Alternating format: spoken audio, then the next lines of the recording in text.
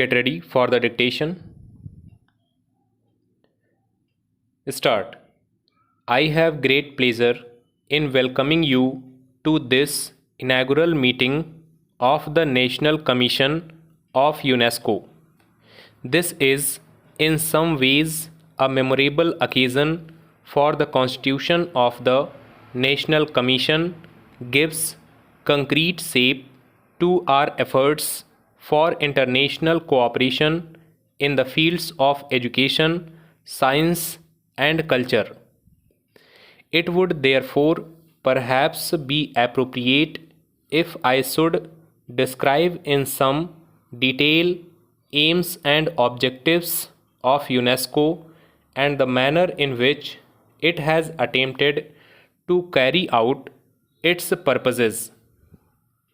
After the experience of two world wars within the course of barely 25 years, thinking men and women all over the world realize as never before that there must be a change in the outlook of man to avert the calamity of a future disaster. It was out of this universal desire to find an instrument for the settlement of disputes without resort to war that there arose the United Nations with renewed hope for afflicted humanity. All conflicts have their ultimate origin in the mind of man, and it was felt that unless the causes of fear, suspicion, distress, and jealousy could be eradicated from human minds, no efforts by politicians and statesmen could remove the possibility of future wars. At the time of the preliminary discussions for setting up a United Nations organization, it was therefore decided that there should also be an organization for promoting closer collaboration among different peoples of the world in the fields of education, science, and culture. Accordingly, UNESCO was set up to achieve these ends. At the time of the constitution of UNESCO, it was realized that cooperation and understanding among nations could be built only if there was cooperation and understanding among the different elements within the nation itself. If within a nation itself there were divergent elements whose differing points of view had not been fully coordinated, such a nation could hardly serve as a harmonious unit in the international setting. Experience showed that there was not only large ignorance about different nations, but in many cases, members of the same nation were ignorant of one another's attitudes, beliefs, customs, and faith. This was an experience which was almost universal except in the case of a very few small and homogeneous nations. Further, it was felt that closer cooperation between different elements in our national life would lead to a promotion of activities in all other fields also.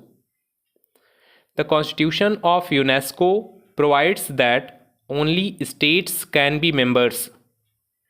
This guarantees that there will be no possibility of adding to international complications through its activities.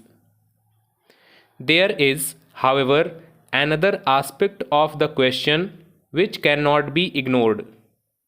The nature of education, science, and culture is such that their cause can be served better by private and voluntary agencies. This is the reason why UNESCO Constitution insists that there should be voluntary bodies or national commissions to perform its functions in the national fields. Unfortunately, the experience of the last 3 years has not fully justified the hopes which were raised by the establishment of the United Nations organization. In spite of the initial agreement with which it started, it has today become the arena for struggles between rival blocs.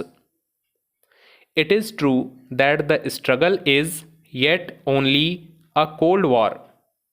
This is, however, little consolidation to those who seek peace on an enduring basis.